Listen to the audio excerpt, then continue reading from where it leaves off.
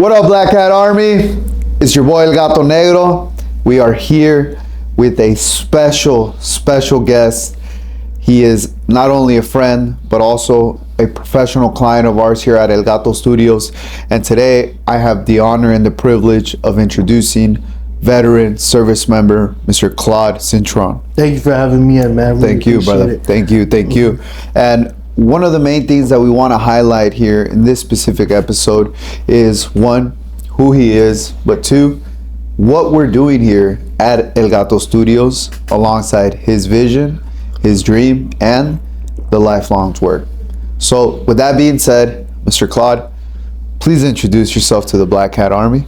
Hey, how you guys doing? My name is Claude Cintron. I'm a ex-Marine. Did 8 years in the Marine Corps, got out, been working in the mental health field for 8 years. Graduate the upcoming April, and then I'll be a family therapist. And I'm just here to just talk a little bit about myself. And starting with that, right? You and I, we met, I think, when I started training. This was at a UFC pay-per-view where Vince had invited us. This was, I think this is like 2020, 2021. Yeah, it was a while ago. And he still lived in the apartment here in San Marcos. Yep. And I remember seeing you there.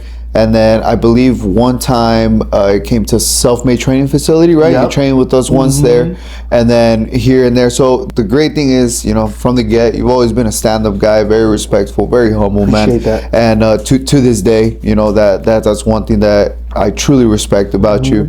But fast forward to today, we are now, right, alongside, actually mainly me alongside you, because you're spearheading this. This is your baby. We're bringing to life BMF. Yes. For the Black Hat Army, what is BMF? BMF stands for Body Mind Fitness. It's also a double natra. It stands for BMF, also Badass Motherfuckers. BMF is going to be a gym, but we're also going to be providing mental health services and a fight team and a whole plethora of other resources for veterans, service members, and first responders, which includes mental health professionals, nurses, law enforcement, just the population that has unique work experience, that thrive and work in a different environment that's just not it's not similar to like other jobs, like your typical 9 to 5. But the purpose of the gym is just to build a community of safe space for that population in order to just mingle, work out, maybe come talk to me or some other professionals for some mental health support. But it's supposed to be a community within a community. Yeah. And as we've gotten a chance to work alongside each other, man, one of the biggest takeaways, even from day one, I've been trying to get free therapy from you.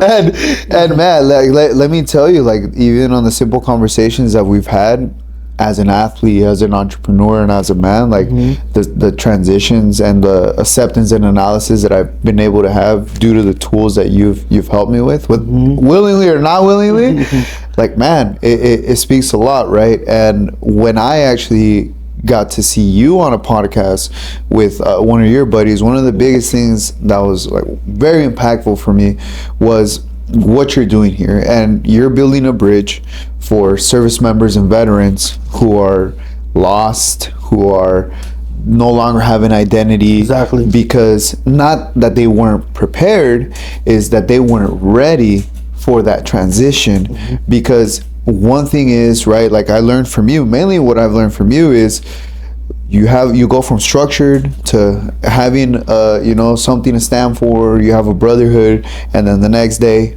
boom, welcome to dealing with these assholes, these 9 to 5ers, these civilians, because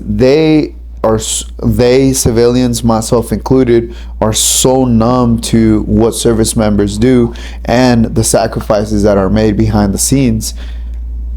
How did you begin to have that passion for this transition period that we're now doing for veterans? It really started when I encountered a mental health crisis about 3 to 4 years ago, and that really opened my eyes into the work that I needed to do independently within myself, but also it opened my eyes to what other service members or veterans were also dealing with, right? I grew up very kind of like machismo, just keeping to myself, keeping everything bottled up and everything. And then in my service time in the Marine Corps, it's they, not that they capitalize that, but they also feed into that, right? It's always about just figuring it out, right? Yes, you're gonna encounter hardships, but you figure it out. So I continued with that, and it's like blowing in a balloon, right? As you keep blowing, feeding things into it, it's eventually gonna pop. And that's what happened to me 3-4 years ago. I could no longer handle it, and I had that episode, and it, like I said, opened my eyes into what I was dealing with and what other service members and veterans are dealing with as well. And now walk me through a little bit about your experience in the Marine Corps, right? Because earlier, a little bit before the podcast, we're sharing that that's what made you, right? It's what raised you. It's what gave you the basics and literally how to survive. Talk to us, man. The beauty of the Marine Corps. I grew up in the Marine Corps. The Marine Corps gave me a sense of values, gave me values that I did not have before that. It gave me structure, it gave me discipline, it gave me a family, people that I could rely on to this day. That's I really grew up in the Marine Corps. I was 17, 18 years old when I was in, and then I was 25, 26 when I got out. Right? So it gave me the skill set, gave me the attributes in order to be successful in the civilian world.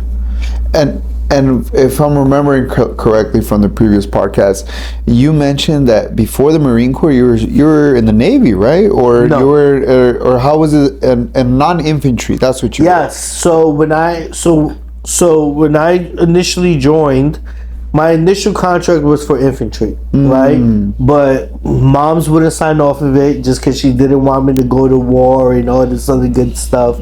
And then my recruiter was like, "Hey, you can lat move when you're in." So then I got into some legal problems during my time. During my time is what we call a pulley. It's the period in which you've signed up but you haven't went to boot camp yet, so you're a pulley. So when I was a pulley, got into some legal issues, so I was just happy to get in the Marine Corps. And about my 2 to 3 year mark, I put in the paperwork to lat move, and then I went infantry. But prior to that, I was it's called an aviation operational specialist. That's what it was. Okay. And I was in the air wing, working in what we call the S3 shop, which is like a logistical, doing a whole bunch of paperwork, doing flight logs, and I was so happy to get out there. And why is that? Because usually it would be the other way around, right? Like people want to go from infantry usually to... people do their years in the infantry and then they want something a lot more cooler to end the career with. Me, no. I've always been a fighter. I've always wanted to be in the midst of things. I've always wanted to be in the trenches. And I just felt like I wasn't capitalizing on who I was and what I was capable of doing when I was in the Air Wing. So that's why I was so eager to transition to infantry. And could you elaborate a little bit on where that fire comes from? Is it childhood, your family? Where does that come from? Combination of always that, but I've always been a wild dude. Always very high energy. You know what I'm saying? I've just always been a fighter, for good and for worse too. You know what I'm saying? A little of a hot head growing up, but I've as we all are, right? But I learned to cool down. I learned coping strategies, not taking things so personal, and just how to regulate myself a lot better as time continues to go. But I've always been like that. And now let's wind to your transition period. Leaving the Marine Corps. So the Marine Corps gave you experience. That was when you were young. You went from aviation to infantry. Finished infantry. Yep. Now, walk us through. What age did you say, you know what, now I'm going out? How did that happen? How did you... So I got out in 2016. I was, I think May or February, I forget, I'm sorry, May or February of 2016. So I was either 25 or 26. got out and I just wasn't prepared at all whatsoever. But honestly, the reason why I'm doing this gym is because, and other service members can attest to this, and other veterans, they really don't do a good job of preparing you to get out. They give you like a week to 2 week grace period in which you go into these transitional classes, but it's like resume building and all that's building a government web, you know what I'm saying? Stuff like that. But no one teaches you about communication skills. No one teaches you about separation anxiety or PTSD, depression, or how to regulate yourself, right? The service does a real good at turning that switch on to turn you into that weapon, that beast of a person, but no one teaches you how to turn it back off. So that's why when I got out, I struggled because my switch was on, right? Higher than what it was used. So I struggled a lot when I initially got struggled mentally. Still dealt with a lot of anxiety, dealt with a lot of depression, PTSD, etc. But yeah. And how is that, right? Because as a civilian, you see a service member that says, "Oh, I'm getting out." This is, and to us, it's like, "Oh, congratulations, thank you for your service." Yeah. But when you are an active participant of society and you met human beings, what, like, how was that when you're like, man, like if you were in my world, if only you knew, you know, like how was that? How did you adapt to all that? Just with time, honestly, just with time and just learning about who I am as an individual, continuing going to therapy and just learning about myself, refining myself, right? Like I think I mentioned earlier, when you're in, you have a sense of identity, you have your purpose, you have your mission, and when you get out, you no longer have that. So you have to refine all of that, but you have to put the time and the effort, right? In order to get the body that you want, what do you have to do? Train. You're a fighter, right? Yes, sir.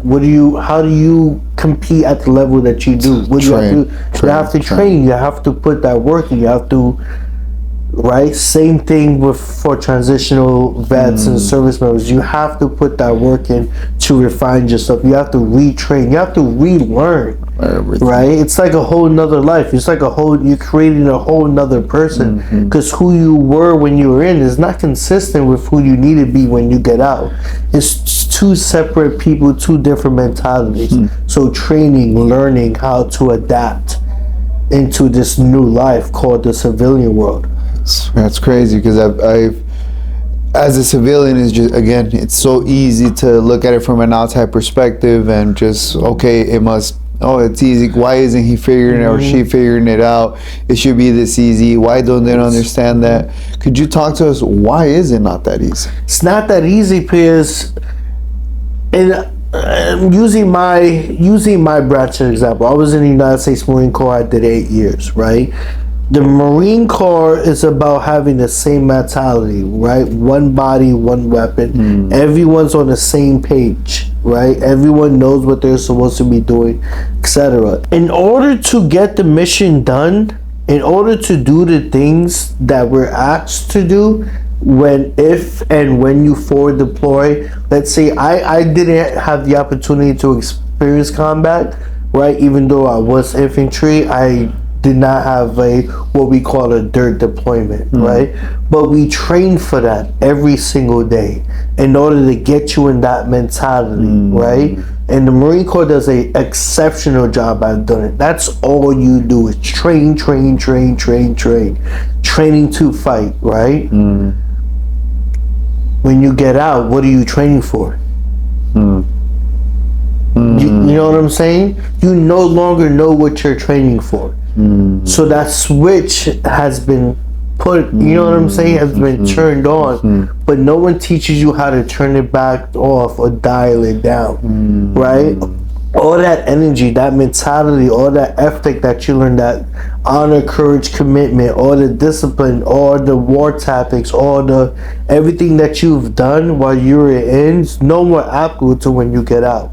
It's no more consistent, right? And no one teaches us how to transition, you know? So that's why it's very hard, because it's who you was for for you do at least a minimum of 3 years. A lot of people do 4 years, right? 4 to 5 years. So you're doing your 4 to 5 years. That's what you're doing every single day.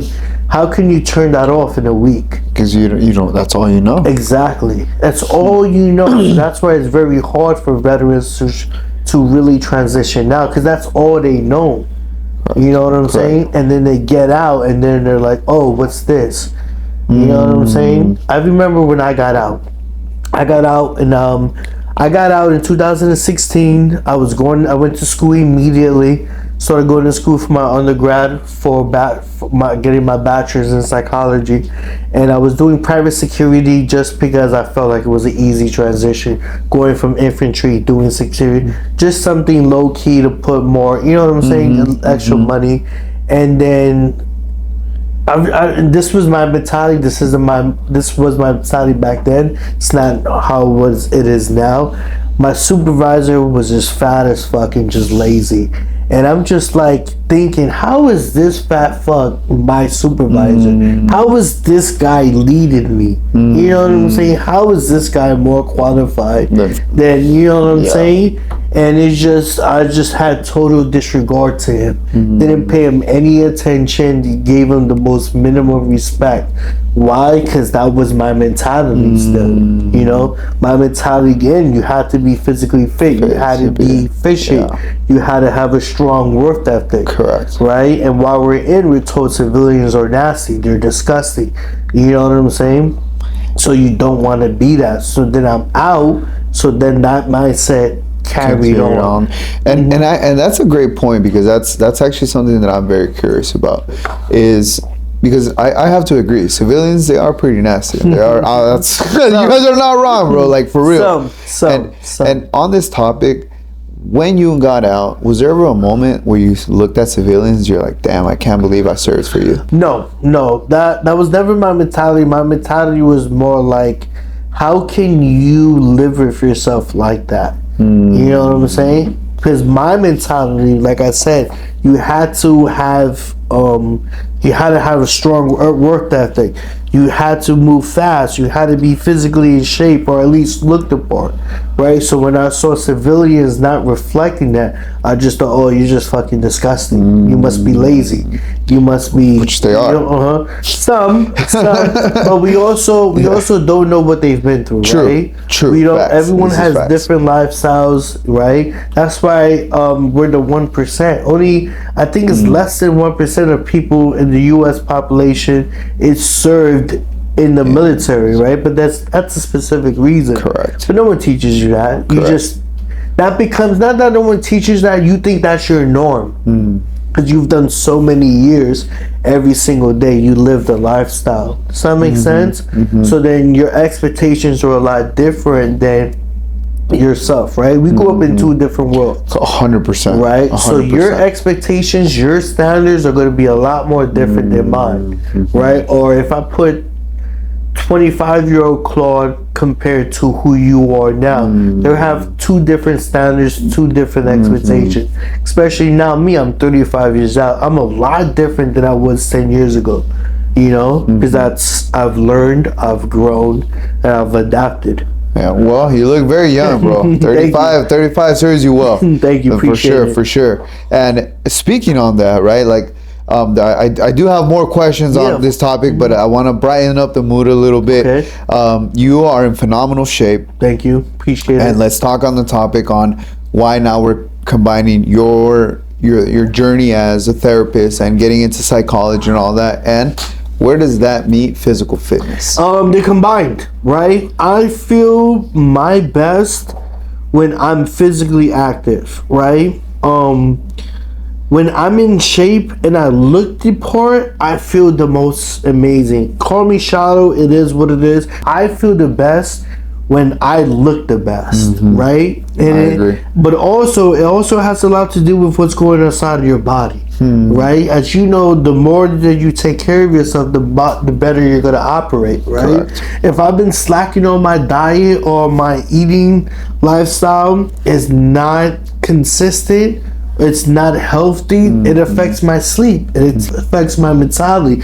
I know when I'm not eating well, right? Because I'm sleeping more or I'm sleeping less. My motivation is low, different stuff like that compared to when I'm eating good, right? Or when I'm working out. So talk to me a little bit about your workout routine, your regimen, because right now you look phenomenal. Yeah. Talk to us, man. So my workouts is really simple. I'm in the gym working out no more than 30-40 minutes. I do 4 movements. I do isolated workouts, which I found what works best for me. That's a myth about physical fitness, about weight training and stuff like this, is that there's one specific way to achieve one specific goal. Correct. Right? No, Correct. there's different ways to do it. Correct. Right? So my workouts are, I go in, I do 3 sets of a minimum of 8 to 10 reps. Sometimes I'll increase it to 15 to 20, depending on where my monthly cycle is or where my goal for that month is. And then my 4th set is always a failure set, in which I do the failure. And I literally, as in between my sets, I count to 10 or 15 and I jump into it. So that's what I do. Stays on program. And then I hit the sauna. And I hit the sauna for at least 15 to 20 minutes. At the end of your workout? At the end of my workout. Do you recommend a warm-up like on a treadmill and then as opposed to the sauna? For some people, yes, definitely. Okay. Me, and this is something that I need to work out, I usually jump right into my working set. Okay. Which I know you fitness gurus out there. Yeah, I was gonna say, hey coach, it wasn't me. I didn't say it. Yep. But no, as I'm getting older, I do notice I do have to stretch. So I do a light stretch between my workouts. I have pretty bad shoulders, so I do a little movements. I'll take a 45 plate, lift it up a couple times, and I do other movements to really loosen it up. Nice. That is something I have had to start incorporating due to my age. Same here, man. I've thrown out my back I don't know how many times for not warming up, and it always happens the same way, and I always get mad at myself because it's always when I don't warm up and I just jump into sparring, and then I feel it like right away, and then the next day I can't even get up, and I can't even get mad because I did get mad at myself. Warming up, stretching, crucial. Please do it. Please do it. Do it. And diet wise, talk to us a little bit about your diet. My diet is generally a high protein diet. And it's high protein, medium to average level of carbs, right? But I eat anywhere between 180 grams to 200 grams of protein per day. Per day, I'm always eating protein, a high protein diet. But I love meat. I'm recently hired a bodybuilder, and then we're gonna really lock in my diet. So I'll be starting to count my macros and stuff like this. And you'll be documenting the journey, or? Yes, I'll be documenting the journey. So for all of you that have been wanting to get in shape, you're literally having a documented entire journey of his transfer. He's already lean. Earlier he was showing me some results. I'm like, man, I'm like twig. But talk to us a little bit about that, man. What made you give you the decision of like, hey, you know what, I'm gonna be the prime example of my gym? A body, mind, fitness, right? Like I said, how can I come out here saying that I want to build a community for badass motherfuckers? Is if I'm not one myself, right? And I just want to take myself to a whole nother level. Something that's always been about me. I've always been driven. I've always been motivated, right? I've always wanted to go above and beyond. And I set goals. I've reached some goals, or maybe sometimes I fail, but I always recalibrate. And I always, once I hit a goal, okay, what can I do next? How can I take myself to a whole nother level? You know what I'm saying? 2 years ago, I was 220 fat, just real fat. You know what I'm saying? Out of shape, depressed, not taking care of myself, eating shitty. It was real. You know, like 3-4 years ago. I apologize. You know what I'm saying? And now I'm 220, the same height, same weight. You know what I'm saying? Yoked. Exactly. So now what can I do now to take myself to another level? So that's why I hired a bodybuilder to take me to that next step. And man, without a coach, it's hard to get to that next level. I mean, for myself speaking, I mean, Vince is a monster. My coach, my head coach, right? Yeah. And I've been able to make the cuts that I've been able to make, have the discipline, the way I train, the way I think, the evolution in myself has been directly catapulted by Vince himself, man. And he's not here today yet. Yeah. And we are gonna have a podcast with Coach Vince. And for those of you in the Black Hat Army that do know Coach Vince, you know exactly who I'm talking about. Monster. But for those of you who don't, also a Marine vet. Shout out 3-5 and Dark Horse. I got you, Coach. And to summarize it, the Black Hat always wanted to learn war. I didn't have the honor, right? Because I did have the opportunity and to go to the Marine Corps, but I went the college way, right? Yeah. And that just ended up still commendable, right? Appreciate that, and more to capitalize on that. Correct, and I always say that it's God's way, because I'm the type of guy, man, that I would have jumped on the grenade for sure. And leaving in 2011, I would have deployed who knows where, and I was gonna go to the infantry, the Marine Corps. That was me on there. God had different plans for me. I have to believe that if not, I'd probably be dead out of loyalty, just because that's just who I am, right? But going back to Coach Vince, the reason I was able to develop and I was able to just truly have that fast learning curve was I always wanted to learn war. How would I ever be scared of stepping into battle when I'm learning war from a war veteran? Yeah, Vince is a monster. Vince, like you said, he was an 0311 with 3-5, went to Sangam, Afghanistan, and did some shit out there, came back, and he's just a monster. He's a mentor of myself in different ways. He's just a real good guy. He's just a genuine good guy, and he knows what he's talking about. So shout out Coach Vince, shout out Anti-Heroes United, shout out the Marines out of 3-5, baby, Tortuga, all you guys. This is what gets me excited, is being able to share your stories, highlight these platforms, most importantly, be that bridge and be part of helping being that bridge to help all veterans, all service members in need of that transition from leaving the service into the civilian world. And I want to be the first one to apologize on behalf of every civilian that takes you for granted, that takes your sacrifice, that takes your service for granted. And my apologies, because all we do is eat fast food and complain about, who's popping and who's not, how many followers I got, myself included. So for all my service members out there, all my vets, from the bottom of my heart, if it wasn't for you, we wouldn't have the ability to have the audacity to stand here in front of a camera and let you know that we thank you. So, Mr. Claude, as we wrap up, we have very big projects. This isn't going to be the first podcast that we're going to be here. This is an introduction of you to the world, to the Black Hat Army.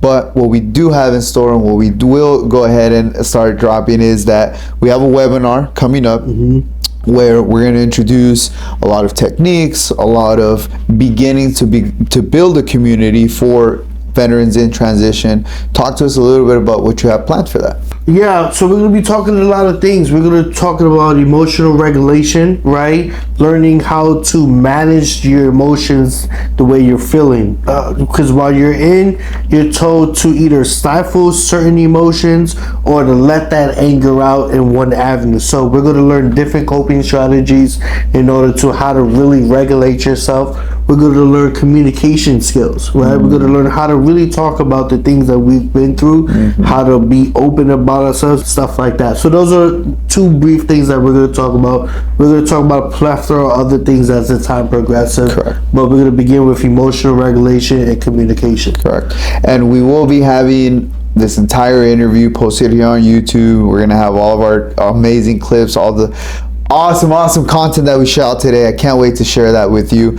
And where can we find you on social media? I'm on Facebook primarily right now. Just search up Claude Cintron, send me a request, and then I'll add you. But we are building We are Our Instagram, right? Our Instagram and other social media outlets. And our YouTube as well. So Exactly.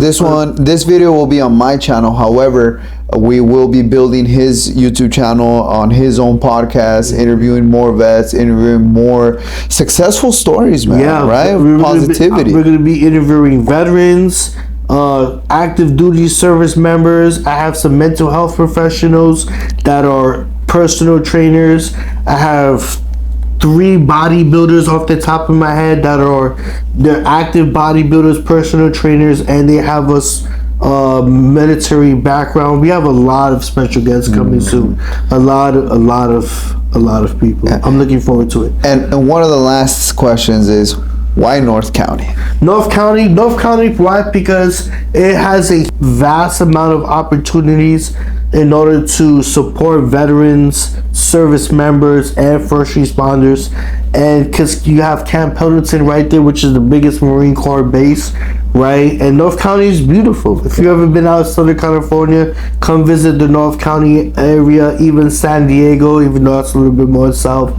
But yeah, it's just a beautiful environment. Awesome. And then lastly, the target goal for BMF is to be able to open its own facility where you can offer therapeutical services, physical fitness, have a fight team, learn how to defend, learn how to fight, most importantly. What is your vision on when that comes alive? So my personal target date to have our doors open next summer. I'm flexible though, but our mission is to get it open by next summer. And like you said, the goal is to build a community, right, in which you get resources, you feel supported, therapeutic services. You speak to people like myself that have relatable experiences, or another mental health professional, but that's not mandated. It's you don't have to go through the therapy. You could join the fight team. You could get personalized training, one-on-one sessions. We're gonna have group sessions. We're gonna have group therapy. We have a lot of lot of things coming up. That's awesome. A lot of things. But yeah, next summer. Perfect. Next summer. Perfect. Well, Black Hat Army, make sure you continue to stay tuned. Mr. C and I will continue to update you. There's going to be weekly updates on his Instagram, on YouTube. We're going to begin the production of his podcast. And again, shout out to our podcast and YouTube sponsor, unlockyourproperty.com. Don't forget that if you want to buy, sell, build, or invest anything real estate, hit up your boy El Gato Negro. I'll get you connected with everybody and anybody that you need. Remodel a house, build a house, buy a house, sell a house. So this is your boy El Gato Negro, Mr. C. Thank you so much for joining us today. Much more to come. If you know a veteran or if you know a sponsor out there, have them reach out directly to Mr. C.